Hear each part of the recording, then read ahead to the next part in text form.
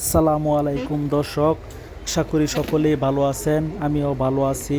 দেখেন, আজকে আপনাদের জন্য একটি স্পেশাল সুন্দর মজাদার আনকমন একটি রেসিপি নিয়েছি। আমার মনে হচ্ছে এই রেসিপিটা আপনারা এমনভাবে দেখেনও নাই এবং কি আপনারা তৈরিও করেন নাই। আপনারা এই ভিডিওটি দেখতে থাকেন, তাহলে আস্তে আস্তে বুঝে যাবেন এটা একটি মজাদার ও সুন্দর একটা রেসিপি।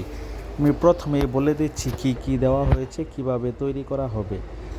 এই রেসিপিটার জন্য আপনার প্রথমেই কিন্তু গাছের পাকা বড় তালগুলো নিয়ে আসবেন। এই তালগুলো চিপে ভালো করে আপনারা একদম সফট, একটু পানি দিয়ে একটু পাতলা করে নেবেন। পাতলা করে নেওয়ার পরে তারপর আপনারা এগুলো আপনি গরম একটি চুলার মধ্যে ঢেলে দেবেন। চুলার মধ্যে রাখার পর এই তালগুলো আপনার আস্তে আস্তে একটু গরম হবে ও সাথে ফুটবে। ফুটার পরে আপনি এই তালের মধ্যে খাল, এলাচি, দারচিনি এগুলা দিয়ে দিবেন। প্রয়োজনে যেগুলো মশলা আছে এগুলো দিয়ে দিবেন। তারপর আপনারা পোলাওয়ের চাল, একদম কালো জিরিয়া পোলাওয়ের চাল আছে, সেই কালো জিরা ও পোলাওয়ের চালগুলো দিয়ে দিবেন। কালো জিরা পোলাওয়ের চালগুলো দেওয়ার পর এখানে দেখবেন আপনারা হালকা হালকা একটু বলক উঠবে। বলক ওঠার পরে এই যে দেখেন, আমি দেখাচ্ছি, বলক ওঠার পরে চাউলগুলা কিন্তু আস্তে আস্তে একটু একটু নরম হয়ে যাবে। তারপর আপনারা এটার সাথে কিন্তু নারিকেল দিবেন। নারিকেল কিন্তু অবশ্যই দিতে হবে। নারিকেল দিলেই কিন্তু এটা সুস্বাদু ও মজাদার ও দেখতে আকর্ষণীয় লাগবে। তাই আপনাদের বলছি, আমি এখানে 2টি নারিকেল দিয়েছি। 2টি নারিকেল দিলে দেখতেও একটু ঘন হবে, সুন্দর, খেতেও সুস্বাদু হবে। 2টি নারিকেল ভালোভাবে কুড়িয়ে, একদম ছোট ছোট করে কুড়িয়ে এখানে দিয়ে দিয়েছি অলরেডি। আপনাদের একটু পরে লাড়া দেওয়ার সময় আমি দেখিয়ে দিব। এই যে দেখেন, তারপরে আমি কি দিয়েছি, এখানে কিন্তু আমি আগে কিছুটা চিনি দিয়েছি, আবার মনে হয় দিতে হবে। বেশি মিষ্টি যাদের প্রয়োজন তারা কিন্তু বেশি বেশি চিনি দিতে হবে, যাদের কম মিষ্টি তারা কিন্তু কম চিনি দিবেন। এই যে দেখেন, আমি লাড়া দিচ্ছি। দেখেন, এদিকে দেখেন খাল এলাচিগুলো কিন্তু দেখা যাচ্ছে। এই যে দেখেন, আমি আবার চিনি দিয়ে দিচ্ছি, কারণ মিষ্টি কম হয়েছে তাই আমি আবার চিনি দিয়ে দিচ্ছি। প্রয়োজনে আবার চিনি দিতে হবে। যত বেশি মিষ্টি করা প্রয়োজন অত বেশি চিনি দেওয়া হবে। এই যে দেখেন, আমি আস্তে আস্তে জাল করছি। এটা কিন্তু যত জাল হবে অত ঘন হবে। এই যে দেখেন, চামচ দিয়ে আপনাকে দেখানোর চেষ্টা করছি। এই যে দেখেন, যত জাল দেওয়া হচ্ছে ততই কিন্তু একটা কালার, একটা গ্রান চলে আসছে এবং কি আস্তে আস্তে ফেনা ফেনা একটা রূপ ধারণ করছে। এই যে দেখেন, পোলাওয়ের একদম কালো জিরা চাল এবং কি চিনি দেওয়া হয়েছে এবং কি নারিকেল দেওয়া হয়েছে। এখানেই কিন্তু শেষ না, এটার সাথে আপনাদের অবশ্যই আরেকটা জিনিস দিতে হবে। সেটা কি? সেটা হলো গরুর খাঁটি দুধ। আমরা কিন্তু গরুর খাঁটি দুধটা আগেই কিনে এনেছিলাম। সেই দুধটা কিন্তু ফ্রিজের মধ্যে রাখা ছিল।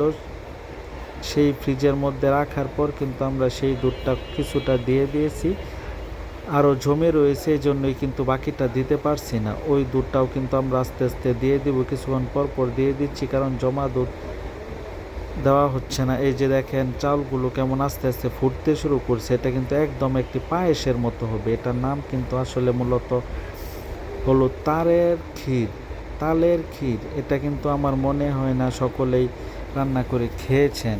এটা কিন্তু অনেক মজাদার এবং কি মিষ্টি হয়। পায়েস, আমরা পায়েস যেভাবে তৈরি করি ঠিক এমনভাবে। এই যে দেখেন, নারিকেলগুলা কিন্তু দেখা যাচ্ছে। পায়েস যেভাবে তৈরি করি ঠিক সেভাবেই পায়েসের আমরা পানির জায়গায় কিন্তু আমরা শুধু এই যে দেখেন আবার তাল দিচ্ছি। প্রচুর কিন্তু বলক উঠছে, মানে আস্তে আস্তে ফোটা শুরু করেছে। আবার চিনি দিয়ে দিলাম, মিষ্টি যেহেতু দরকার এই জন্যই চিনি দিয়ে দিলাম।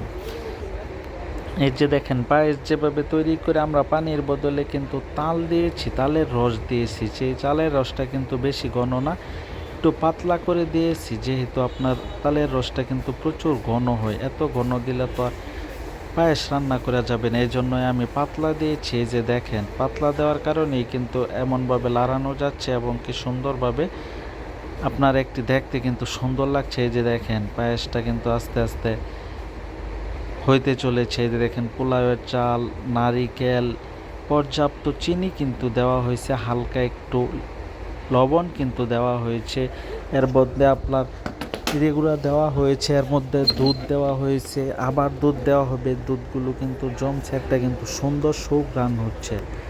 আমি জানি আপনারা এই রেসিপিটা তৈরি করা একদম সহজ। আমি যেভাবে বলেছি আপনারা এইভাবে তৈরি করবেন, আস্তে আস্তে দেখবেন হয়ে যাবে। এটা কিন্তু আপনি এমনিও বাটিতে রেখে খেতে পারবেন। এরপর আমরা রুটি বানাবো, রুটি দিয়ে খাবো। তারপর আবার কিন্তু এটা আপনি ফ্রিজে রেখেও খেতে পারেন পায়েসের মতো। এই যে দেখেন লাড়া দেওয়ার পর কিন্তু আস্তে আস্তে ঘন হচ্ছে, কালারটাও কিন্তু আস্তে আস্তে সুন্দর একটি কালার হয়ে যাচ্ছে।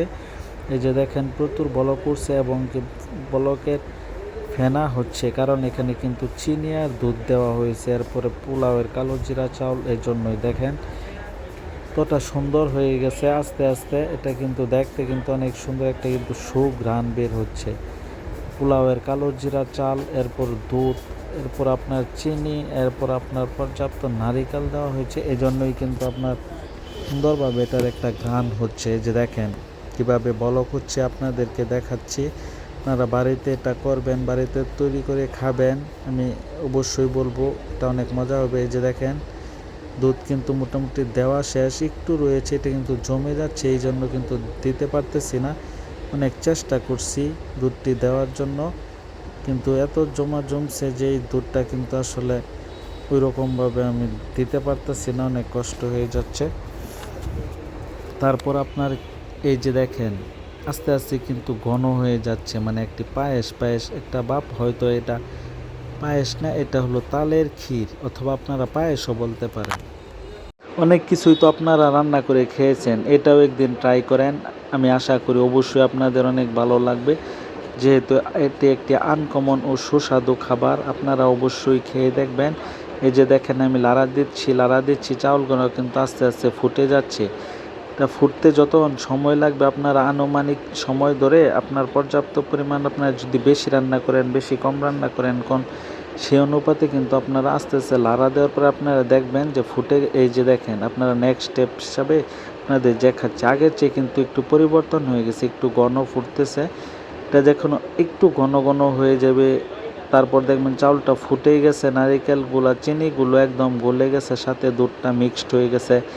এরপরেই কিন্তু আস্তে আস্তে বুঝবেন যে আপনার এই তালের ক্ষীর অথবা পায়েসটি কিন্তু আপনার তৈরি হয়ে যাবে। এটা কিন্তু আপনার সব এলাকার মধ্যে, আপনাদের এলাকার মধ্যে হয়তো এই রান্নার চলনটা নাও থাকতে পারে। এই যে দেখেন আস্তে আস্তে নিচে কিন্তু সবগুলো জমে ছিল, তাই আমি একটু লাড়া দিয়ে দিচ্ছি, তাহলেই কিন্তু এগুলো আস্তে আস্তে ফুটে তারপর পুরাটাই মিশে সব এক হয়ে যাবে। এখন যেহেতু উপরে পানি আছে কিন্তু নিচে কিন্তু দেখেন লেগে গেছে, এজন্যই কিন্তু আমি লাড়া দিচ্ছি, কারণ চিনি যে দেওয়া হয়েছে এই চিনিগুলো কিন্তু এখনও গলে নাই।